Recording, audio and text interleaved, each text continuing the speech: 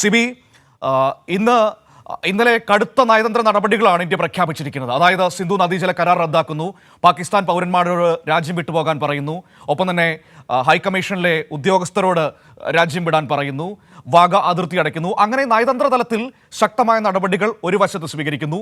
ഇന്ന് സർവകക്ഷി യോഗം പ്രതിരോധ മന്ത്രിയുടെ അധ്യക്ഷതയിൽ ചേരാൻ തീരുമാനമെടുക്കുന്നു. അതങ്ങനെ നിൽക്കുന്നു.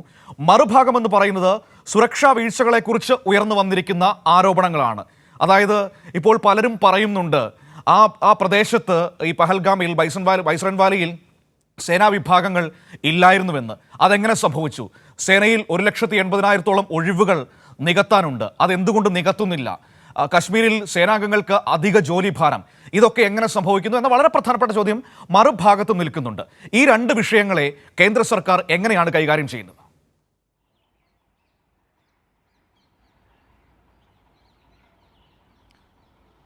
മനു, എന്തായാലും ഇന്നലെ 2.5 മണിക്കൂറിലധികം ചേർന്ന ഒരു സുരക്ഷാ സമിതി യോഗത്തിലാണ് പ്രധാനമായും പാകിസ്ഥാനെതിരെ കടുത്ത നടപടി ഇന്ത്യ ആരംഭിച്ചിരിക്കുന്നത്. എന്തായാലും ഇതിനുശേഷം ഇന്നിപ്പോൾ വീണ്ടും പ്രതിരോധ മന്ത്രി രാജ്നാഥ് സിംഗിൻ്റെ നേതൃത്വത്തിൽ വീണ്ടും സർവകക്ഷി യോഗം വിളിച്ചിട്ടുണ്ട്. ആ സർവകക്ഷി യോഗത്തിന് ശേഷം എല്ലാം തന്നെയും വീണ്ടും തുറന്ന നടപടികളെല്ലാം തന്നെയും ഉണ്ടാകും. എന്തായാലും എല്ലാ പ്രതിപക്ഷ പാർട്ടികളെല്ലാം തന്നെയും അല്ലെങ്കിൽ എല്ലാവരുടെയും അഭിപ്രായങ്ങൾ ഏകോപിപ്പിച്ചുകൊണ്ടുള്ള ഒരു നടപടിയിലേക്ക് നീങ്ങുക എന്നെല്ലാം തന്നെയും കേന്ദ്ര സർക്കാർ ലക്ഷ്യമിടുന്നുണ്ട്. പക്ഷേ ഇതിൽ ഏറ്റവും പ്രധാനപ്പെട്ട കാര്യം അതോടൊപ്പം തന്നെ ജമ്മു കാശ്മീരിൽ ഇന്ന് മുഖ്യമന്ത്രി ഒമർ അബ്ദുള്ളയും അവിടെയും സംസ്ഥാനത്ത് സർവകക്ഷി യോഗവും വിളിച്ചു ചേർത്തിട്ടുണ്ട്. എന്തായാലും അവിടെ സമാധാനം പുനഃസ്ഥാപിക്കുക എന്നുള്ള ചിരകാലമായ ആവശ്യം ഇപ്പോഴും അവിടെ സമാധാനം പുനഃസ്ഥാപിക്കാൻ കഴിഞ്ഞിട്ടില്ല എന്നുള്ളതാണ് യാഥാർത്ഥ്യം. പലതവണയായി ജമ്മു കാശ്മീരിൻ്റെ അതിർത്തികൾ എപ്പോഴും അശാന്തമായിരുന്നു. പക്ഷേ ഇതെല്ലാം തന്നെയും മറച്ചു വയ്ക്കാനുള്ള നടപടിയായിരുന്നു കേന്ദ്ര സർക്കാർ ആദ്യം മുതൽ തന്നെ സ്വീകരിച്ചത്. എന്തായാലും ഈ ഒരു ഭീകരാക്രമണം എന്നുള്ളത് ഒരിക്കലും അത് മറക്കാനാവാത്ത അല്ലെങ്കിൽ പൊറുക്കാനാവാത്ത ഒന്ന് തന്നെയാണെന്ന കാര്യത്തിൽ യാതൊരു സംശയമില്ല. ഇതിൽ എല്ലാ രാഷ്ട്രീയ പാർട്ടികളുടെയും എല്ലാ പ്രതിപക്ഷത്തിൻ്റെ എല്ലാ നിലയും വലിയ പിന്തുണ രാജ്യത്തിന് നൽകിയിട്ടുണ്ട്. എല്ലാ പാർട്ടികളും ഒരുമിച്ച് നിന്നുകൊണ്ട് ഭീകരവാദത്തെ ഒറ്റക്കെട്ടായി നേരിടുന്ന ആവശ്യം മുന്നോട്ട് വെച്ചിട്ടുണ്ട്. ഇന്നലെ CPM, PB അടക്കമെല്ലാം തന്നെയും ഇത്തരത്തിലുള്ള ഭീകരവാദത്തെ ഒറ്റക്കെട്ടായി നേരിടുന്ന ആവശ്യം മുന്നോട്ട് വെച്ചിട്ടുണ്ട്. അതിൻ്റെ ഭാഗമായിട്ട് കൂടിയായിരുന്നു ഇന്നിപ്പോൾ സർവകക്ഷി യോഗം വിളിച്ചു ചേർത്തിട്ടുള്ളത്. ഇതിൽ ഏറ്റവും പ്രധാനമായി ഒരു തിരിച്ചടിക്ക് ഇന്ത്യ ഒരുങ്ങുന്ന റിപ്പോർട്ടുകൾ കൂടി പുറത്തു വരുന്നു.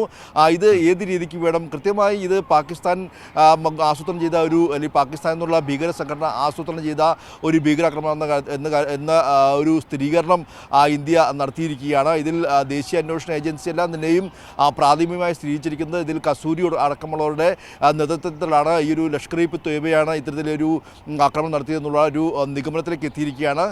അങ്ങനെയെങ്കിൽ ഒരു തിരിച്ചടി ഉണ്ടാകുമോ എന്നെല്ലാം തന്നെയും അതിൻ്റെ ഭാഗമായുള്ള നടപടികളായിരിക്കും പ്രധാനമായും ഉണ്ടാകുക. ഇന്നലെ രാജ്നാഥ് സിംഗ് എല്ലാ കരവ്യോമ നാവിക സേന എല്ലാ മേധാവികളുടെയും യോഗം വിളിച്ചേർക്കുകയും ഈ സ്ഥിതിഗതികൾ വിലയിരുത്തുകയും ചെയ്തിരുന്നു. മാത്രമല്ല ഇന്നലെ തന്നെ അതിർത്തികളിൽ വലിയ രീതിയിലുള്ള തെരച്ചിൽ ആരംഭിക്കുകയും ബാരാമുള്ളയിലും മറ്റിടത്തും ഈ ബാരാമുള്ളയിൽ 2 ഭീകരരെ വധിക്കുന്ന ഒരു സാഹചര്യമുണ്ടായി. ഗുൽഗാമിലും വലിയ ഏറ്റുമുട്ടലുണ്ടായി. അങ്ങനെ അതിർത്തിയുടെ പല പ്രദേശങ്ങളിലും ഇന്നലെ ഏറ്റുമുട്ടലുണ്ടാകുകയും നുഴഞ്ഞുകയറ്റക്കാരെല്ലാം തന്നെയും പിടികൂടുന്ന സാഹചര്യമൊക്കെ ഉണ്ടാവുകയും ചെയ്തിട്ടുണ്ട്. എല്ലാ വളരെ പ്രധാനപ്പെട്ട കാര്യമെന്ന് പറയുന്നത് ഇപ്പോൾ സിബി പറഞ്ഞതുപോലെ തിരിച്ചടികൾക്കൊരുങ്ങാൻ സേനയോട് നിർദ്ദേശം നൽകിയതായുള്ള റിപ്പോർട്ടുകൾ ഇപ്പോൾ പുറത്തേക്ക് വരുന്നുണ്ട്. അതായത് ശക്തമായ ആ രീതിയിൽ നടപടികളിലേക്ക് പോകുന്നു. പക്ഷേ ആശങ്കപ്പെടുത്തുന്ന ഒരു കാര്യം, ഇന്നലെ ഇന്റലിജൻസ് റിപ്പോർട്ടൊക്കെ ഉണ്ടായിരുന്നല്ലോ, 42 ലോഞ്ചിങ് പാഡുകൾ, ഭീകരരുടെ ലോഞ്ചിങ് പാഡുകൾ ഇന്ത്യൻ അതിർത്തികളിൽ ഇപ്പോഴും സജീവമാണ് എന്ന് പറയുന്ന റിപ്പോർട്ടുണ്ടായിരുന്നു. 70ഓളം ഭീകരർ വിവിധ ഇടങ്ങളിലുണ്ട് എന്ന് പറയുന്നു. ഇപ്പോൾ വനമേഖലകൾ കേന്ദ്രീകരിച്ച് വലിയ തെരച്ചിൽ നടത്തുന്നു. വനമേഖലകളിൽ ഭീകരർ ഒളിവിൽ കഴിയുന്നുണ്ട് എന്ന വിവരമാണോ ഇപ്പോൾ സേനകൾക്ക് ലഭിച്ചിരിക്കുന്നത്? ആ തരത്തിലുള്ള തെരച്ചിലാണോ ഇപ്പോൾ കശ്മീരിൽ നടക്കുന്നത്?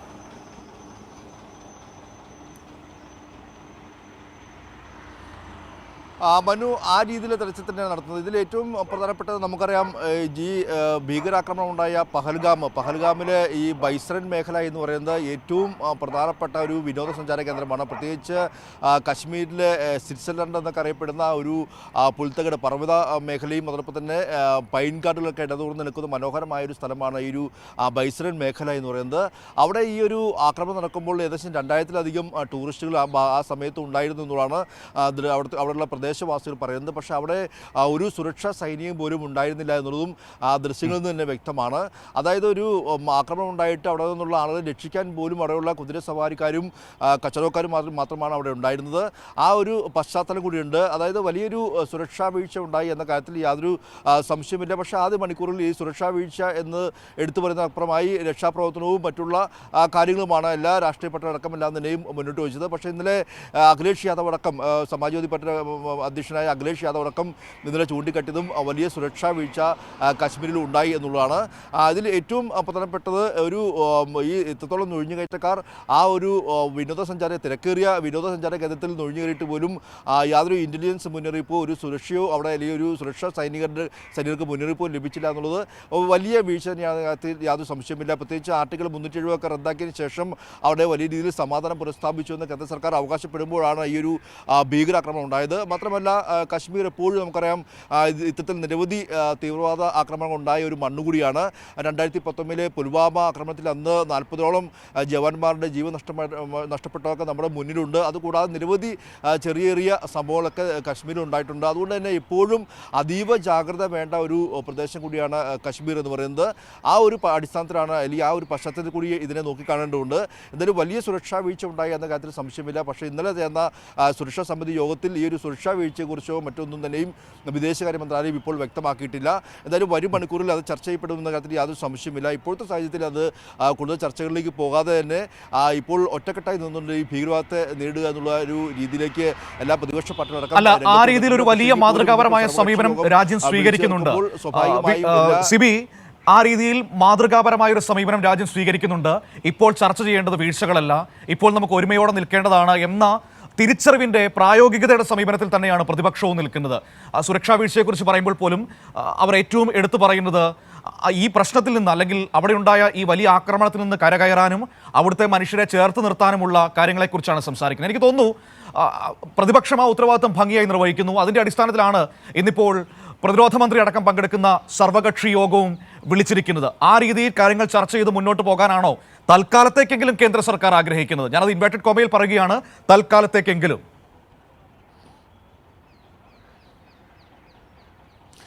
ഇതിൽ കേന്ദ്ര സർക്കാരിൻ്റെ ഭാഗത്തുനിന്ന് മറ്റൊരു കാര്യം കൂടി ശ്രദ്ധിക്കേണ്ടതുണ്ട് മനു. കാരണം ഇന്നലെ 3 ഈ ആർമികളുടെ അതായത് കരവ്യോമ നാവികസേന മേധാവികളുടെ യോഗം വിളിച്ച ശേഷം രാജ്നാഥ് സിംഗ് നടത്തിയ പ്രസ്താവനയിൽ പറഞ്ഞത് ഇതൊരു പ്രത്യേക മതവിഭാഗത്തെ ലക്ഷ്യമിട്ടുള്ള ആക്രമണമാണെന്ന് അദ്ദേഹത്തിൻ്റെ ഭാഗത്തുനിന്നും ഒരു സ്റ്റേറ്റ്മെൻറ്റ് ഉണ്ടാകുന്ന ഒരു സാഹചര്യമുണ്ടായി. സ്വാഭാവികമായും അത് ആ രീതിയിലൊരു ക്യാമ്പയിനാണ് നടത്താൻ തന്നെയാണ് നരേന്ദ്രമോദിയും BJPയും ശ്രമിക്കുന്നതെന്ന കാര്യത്തിൽ സംശയമില്ല. അത് വരും മണിക്കൂറിൽ അല്ലെങ്കിൽ 1-2 ദിവസത്തിനുള്ളിൽ തന്നെ ആ ഒരു രീതിയിലേക്ക് ഈ ഒരു സംഭവത്തെ മാറ്റാനുള്ള ഒരു നീക്കം കേന്ദ്ര സർക്കാരിൻ്റെ ഭാഗത്തുണ്ടാകുമെന്ന കാര്യത്തിൽ യാതൊരു സംശയമില്ല. അതിന് തുടക്കം ഇന്നലെ രാജ്നാഥ് സിംഗ് രാജ്യത്തിൻ്റെ പ്രതിരോധ മന്ത്രി തന്നെ തുടക്കം കുറിച്ചു. അദ്ദേഹം ഇന്നലെ ശക്തമായി തിരിച്ചടിക്കുമെന്ന് പറയുമ്പോഴും അദ്ദേഹം പറഞ്ഞത് ഒരു പ്രത്യേക മതവിഭാഗത്തെ ലക്ഷ്യമിട്ടുള്ള ആക്രമണമായിരുന്നു എന്ന് അദ്ദേഹം ഇന്നലെ പറഞ്ഞു വയ്ക്കുകയും ചെയ്തു. പക്ഷേ അതേസമയം തന്നെ നമുക്കറിയാം ഇന്നലെ അവിടെ ഒരു കുതിരസവാരിക്കാരനായ ഈ ഒരു മുസ്ലിം യുവാവിനെ അടക്കം വെടിവെച്ച് കൊല്ലുന്ന സാഹചര്യമുണ്ടായി. ആ അമ്മയുടെ സംസാരമെല്ലാം തന്നെ നമ്മൾ കേട്ടുവാണ്. അങ്ങനെ പറയുമ്പോൾ അത് പറയുന്നത് വളരെ സങ്കടകരമായ കാര്യമാണ്. രാജ്യത്തിന്റെ പ്രതിരോധ മന്ത്രിയുടെ ഭാഗത്ത് നിന്ന് അങ്ങനെ ഒരു പരാമർശം വന്നിട്ടുണ്ടെങ്കിൽ അത് ഏറ്റവും സങ്കടകരമായ കാര്യമാണ്. അങ്ങനെയാണെങ്കിൽ ഭീകരർ ഉദ്ദേശിച്ചത് നടക്കുന്നുവെന്ന് വേണം മനസ്സിലാക്കാൻ. അവർ ഈ അതായത് ഹിന്ദു ആളുകളുടെ പേര് തെരഞ്ഞു പിടിച്ച് അവരുടെ മതം ചോദിച്ച് കൊലപ്പെടുത്തിയത് എന്തിനാണ്? ഇന്ത്യയിൽ ഹിന്ദു മുസ്ലിം ഭിന്നത ഉണ്ടാക്കാൻ വേണ്ടി തന്നെയാണ്. അതായിരുന്നു അവരുടെ ലക്ഷ്യവും. ഇപ്പോൾ പ്രതിരോധ മന്ത്രി പറയുന്നത് മതം തെരഞ്ഞുപിടിച്ചായിരുന്നു അവരുടെ ആക്രമണം, ഒരു മതവിഭാഗത്തെ മാത്രം ലക്ഷ്യമിട്ടായിരുന്നു എന്ന് പറയുകയാണെങ്കിൽ ഭീകർ എന്തുദ്ദേശിച്ചതോ എന്താണ് ഉദ്ദേശിച്ചത് അത് നടക്കുന്നു എന്ന് വേണം നമ്മൾ മനസ്സിലാക്കാൻ. ഒരിക്കലും നമ്മുടെ രാജ്യം അങ്ങനെ പോകരുത്. ഇത്തരമൊരു സാഹചര്യത്തിൽ അത് ഓരോ പൗരൻ്റെയും ഉത്തരവാദിത്തമാണ്.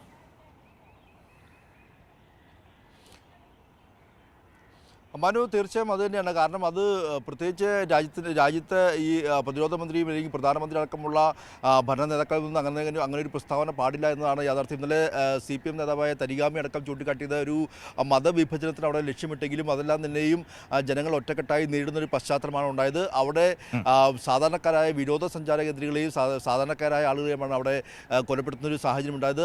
അതിനെ ഒറ്റക്കെട്ടായി നേരിടുന്ന ഒരു ആവശ്യമാണ് CPM അടക്കം മുന്നോട്ട് വെച്ചത്. എന്തായാലും അവിടെ എല്ലാം തന്നെ തന്നെയും ഉണ്ടായ സംഭവം നമുക്കറിയാം. അവിടെ ഒരു ദ റെസിസ്റ്റൻസ് ഫ്രണ്ട് എന്ന ഒരു ഭീകര സംഘടന, അത് ലഷ്കർ ഇ തോയ്ബയുടെ ഒരു നിഴൽ സംഘടന അല്ലെങ്കിൽ ഒരു ബി ടീം എന്ന് തന്നെ പറയാം. അത് വളരെ കാലങ്ങളായി, പ്രത്യേകിച്ച് ഈ ആർട്ടിക്കിൾ 370 റദ്ദാക്കിയതിന് ശേഷം രൂപം കൊടുത്ത ഒരു സംഘടനയാണ്. ഈ സംഘടന നിരവധി തവണയായി കശ്മീരിൽ പലപ്പോഴും ചെറിയ ചെറിയ സംഘർഷങ്ങളും ചെറിയ ചെറിയ സംഘടനകളെല്ലാം തന്നെ നടത്തുന്ന ഒരു പശ്ചാത്തലമുണ്ട്.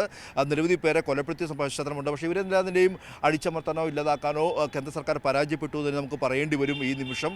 ഇതിൽ ആദ്യം ഈ ഒരു ഇത്തരത്തിൽ TRF ആണ് ഇതിൻ്റെ ഒരു ഉത്തരവാദിത്വം ആദ്യം ഏറ്റെടുത്തത്.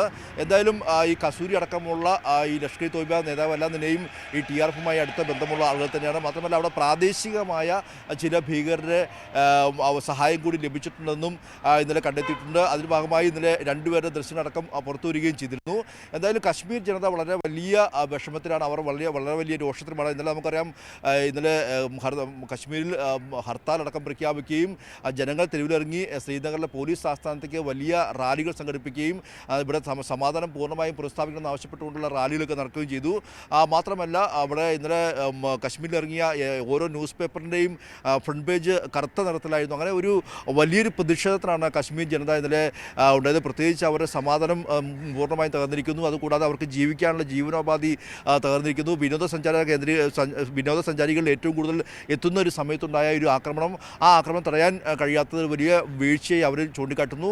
എന്തായാലും വരും മണിക്കൂറിൽ അത് തന്നെയാണ്, ഇതിൻ്റെ സുരക്ഷാ വീഴ്ച തന്നെയായിരിക്കും ഏറ്റവും കൂടുതൽ ചർച്ച ചെയ്യപ്പെടാൻ പോവുക. എന്തായാലും ഇനി ഒരു തിരിച്ചടിയിലേക്ക് പോകുന്ന റിപ്പോർട്ടുകൾ പുറത്തു വരുമ്പോഴും അത് ഏത് രീതിക്ക് എന്നുള്ള ഒരു സർജിക്കൽ സ്ട്രൈക്ക് ഇനി സാധ്യമാകുമോ എന്നെല്ലാം തന്നെയും ഉറ്റുനോക്കുകയാണ്. മാത്രമല്ല നമുക്കറിയാം, ഇതിൽ പാകിസ്ഥാന് ബന്ധമുണ്ട് അല്ലെങ്കിൽ കസൂരിക്ക് ബന്ധമുണ്ടോ എന്നെല്ലാം പറയുമ്പോൾ ഇത് കൃത്യമായി സ്ഥിരീകരിച്ചാൽ മാത്രമേ ഇതിലൊരു തിരിച്ചടി സാധ്യമാകൂ. അതല്ലെങ്കിൽ ഇപ്പോഴത്തെ സാഹചര്യത്തിൽ എല്ലാ ലോകരാഷ്ട്രങ്ങളും ഇന്ത്യക്കൊപ്പം നിൽക്കുന്നു എന്നുള്ളത് യാഥാർത്ഥ്യമാണ്. അമേരിക്ക പോലുള്ള രാജ്യങ്ങളും ബാക്കിയുള്ള എല്ലാ രാജ്യങ്ങളും ഈ ഭീകരവാദത്തിനെതിരായി ഒറ്റക്കെട്ടായി നിൽക്കുമെന്ന് ഇപ്പോൾ ഏറ്റവും കൂടുതലായി കാനഡ പോലും ഇന്ത്യക്ക് പിന്തുണ പ്രഖ്യാപിച്ചൊരു സാഹചര്യം കൂടിയുണ്ട്. പക്ഷേ ആ പിന്തുണ പ്രഖ്യാപിക്കുമ്പോഴെല്ലാം തന്നെയും ഇതിൽ കൃത്യമായ തെളിവുകൾ വേണം എന്നുള്ളതാണ് ഇതിൽ ഒരു യാഥാർത്ഥ്യം. അതനുസരിച്ചുള്ള അന്വേഷണമായി ഇപ്പോൾ ദേശീയ അന്വേഷണ ഏജൻസി മറ്റുമെല്ലാം തന്നെയും മുന്നോട്ട് പോകുന്ന ഒരു പശ്ചാത്തലമാണ് ഇപ്പോഴുള്ളത്. എന്തായാലും നിലവിൽ 6-7 പേരടക്കം ഭീകരർ അവിടെ എത്തി എന്നുള്ളതും കണ്ടെത്തുകയും പിന്നീട് ഇവരെല്ലാം തന്നെയും ചില ഫോട്ടോ അല്ലെങ്കിൽ രേഖാചിത്രം അടക്കം എല്ലാം തന്നെയും പുറത്തു വരികയും ചെയ്തിട്ടുണ്ട്. ഇപ്പോൾ അന്വേഷണം മുന്നോട്ട് പോവുകയാണ്. കനത്ത ജാഗ്രതയിലാണ് ഇന്നിപ്പോൾ പഹൽഗാമും കശ്മീർ ആകമാനമുള്ളത്. എല്ലായിടത്തേക്കും റോഡ് ഗതാഗതം എല്ലാം തന്നെയും കൃത്യമായി നിയന്ത്രിച്ചുകൊണ്ട് കൃത്യമായി എല്ലാവരെയും പരിശോധിച്ചുകൊണ്ടാണ് പോലീസ് അടക്കം സൈന്യമടക്കം എല്ലാം തന്നെയും ഇത്തരത്തിൽ കശ്മീരിലേക്ക് ജനങ്ങളെ കയറ്റിവിടുന്നത്. അതോടൊപ്പം തന്നെ സൈന്യം പൂർണ്ണമായും പഹൽഗാം അടക്കം ഏറ്റെടുത്ത് സൈന്യത്തിൻ്റെ സുരക്ഷാ വലയത്തിലാണ് പഹൽഗാം ഉള്ളത്. ഈ ഒരു ആക്രമണം നടന്നതിൻ്റെ ശേഷമുണ്ടായ ഓരോ സംഭവവികാസങ്ങളും നമുക്കറിയാം വളരെ ത്വരിതഗതിയിൽ മുന്നോട്ട് പോകേണ്ട. അതിൽ ഈ ഒരു സംഭവം ഉണ്ടായപ്പോൾ തന്നെ ആദ്യം 5 മരണം എന്നുള്ളൊരു സ്ഥിരീകരണമായിരുന്നു കേന്ദ്ര സർക്കാർ നടത്തിയത്. പക്ഷേ പിന്നീടാണ് അവിടുത്തെ പ്രാദേശിക മാധ്യമങ്ങളാണ് 20-ലധികം പേർ മരിച്ചിട്ടുണ്ടെന്നുള്ള വിവരം പുറത്തുവിടുന്നത്. പക്ഷേ ഈ 5 മരണം എന്ന് പറയുമ്പോഴും അമിത്ഷാ അപ്പോഴേക്കും കശ്മീരിൽ എത്തിയിരുന്നു. അതായത് കൃത്യമായി 20-ലധികം പേർ മരിച്ചു എന്നുള്ള ബോധ്യം കേന്ദ്ര സർക്കാരിന് ഉണ്ടായിരുന്നു. എന്തായാലും പിന്നീട് പ്രാദേശിക മാധ്യമം വഴിയാണ് കൂടുതൽ വാർത്തകൾ നമുക്ക് പുറത്തേക്ക് അറിയാൻ കഴിഞ്ഞതെന്നുള്ളതാണ് യാഥാർത്ഥ്യം. എന്തായാലും ഇനിയിപ്പോൾ ഈ സുരക്ഷാ വീഴ്ച അടക്കമെല്ലാം ഉള്ള കാര്യങ്ങളെല്ലാം തന്നെയും ആ ഒരു ഭാഗം മറച്ചു വയ്ക്കാൻ വേണ്ടി മറ്റു രീതിയിൽ മനു നേരത്തെ പറഞ്ഞ പോലെ പ്രത്യേകമായൊരു മതവിഭാഗത്തെ ലക്ഷ്യമിട്ടുള്ള ആക്രമണമായിരുന്നു എന്ന രീതിയിൽ മാറ്റിത്തെടുക്കുന്നൊരു സ്ഥിതിയിലേക്ക് കേന്ദ്ര സർക്കാർ പോകുമോ, അല്ലെങ്കിൽ മുൻകാല അനുഭവങ്ങൾ വെച്ച് നോക്കുമ്പോൾ ആ രീതിക്ക് പോകാനുള്ള സാധ്യതയുമുണ്ട് എന്നുള്ളതാണ് നമുക്കിപ്പോൾ ഇന്നത്തെ സാഹചര്യത്തിൽ പറയാൻ കഴിയുക. എന്തായാലും ഇന്നിപ്പോൾ സർവകക്ഷി യോഗം വിളിച്ചു ചേർത്തിട്ടുണ്ട്. ജമ്മു കാശ്മീരിലും സർവകക്ഷി യോഗം സംസ്ഥാന സർക്കാർ വിളിച്ചു ചേർത്തിട്ടുണ്ട്. ഇന്നലെ ഒമർ അബ്ദുള്ള എല്ലാം തന്നെയും വളരെ വൈകാരികമായിട്ടാണ് പ്രതികരിച്ചത്. ഇന്നലെ ഈ കൊല്ലപ്പെട്ട 226 പേരുടെയും മൃതദേഹങ്ങൾ ഇന്നലെ ശ്രീനഗറിൽ നിന്നും ഓരോ ജന്മനാടുകളിലേക്ക് എത്തിച്ചിട്ടുണ്ട്. അത്തരത്തിലെല്ലാം തന്നെയും നടപടിക്രമങ്ങൾ പൂർത്തീകരിച്ച് വരികയാണ്. ഇന്നിപ്പോൾ കനത്ത സുരക്ഷാ വലയത്തിലാണ് കാശ്മീർ ഒന്നാകെ ഉള്ളത്. ഇന്നിപ്പോൾ ഉച്ചയോടെ പ്രതിരോധ മന്ത്രി രാജ്നാഥ് സിംഗിൻ്റെ നേതൃത്വത്തിൽ സർവകക്ഷി യോഗം വിളിച്ചു ചേർത്തിട്ടുണ്ട്. ഈ സർവകക്ഷി യോഗത്തിൽ എല്ലാവരും പങ്കെടുത്തുകൊണ്ട് അവരുടെ അഭിപ്രായങ്ങൾ അല്ലെങ്കിൽ ഈ ഭീകരവാദത്തെ ഒറ്റക്കെട്ടായി നേടാൻ വേണ്ടി എല്ലാ പാർട്ടികളിലെയും എല്ലാ രാഷ്ട്രീയ പാർട്ടികളിലെയും പിന്തുണ നേടിക്കൊണ്ടാണ് ഈ സർവകക്ഷി യോഗം വിളിച്ചു ചേർത്തിട്ടുള്ളത്. ഇതും ഏറെ നിർണായകം തന്നെയാണ്. അതിനൊപ്പം തന്നെ പാകിസ്ഥാനെതിരായ നടപടി ഇന്ത്യ കൂടുതൽ കടുപ്പിക്കുകയാണ്. ഈ 1-ാം തീയതി മുതൽ പാകിസ്ഥാനെതിരെ എന്തൊക്കെ ഉപരോധം ഇന്ത്യ തീർത്തിട്ടുണ്ടോ അതെല്ലാം തന്നെയും ഈ മെയ് 1-ന് ശേഷം പ്രാബല്യത്തിൽ വരുമെന്നുള്ളതാണ് ഇന്നലെ പ്രധാന വിദേശകാര്യ വക്താവ് ഇന്നലെ അറിയിച്ചിരിക്കുന്നത്. എന്തായാലും കടുത്ത നടപടികളിലേക്ക് ഇന്ത്യ പോകുന്നു, ഒരു തിരിച്ചടിക്ക് പോകുന്നു എന്ന റിപ്പോർട്ട് കൂടി പുറത്തു വരുന്നുണ്ട് മനു.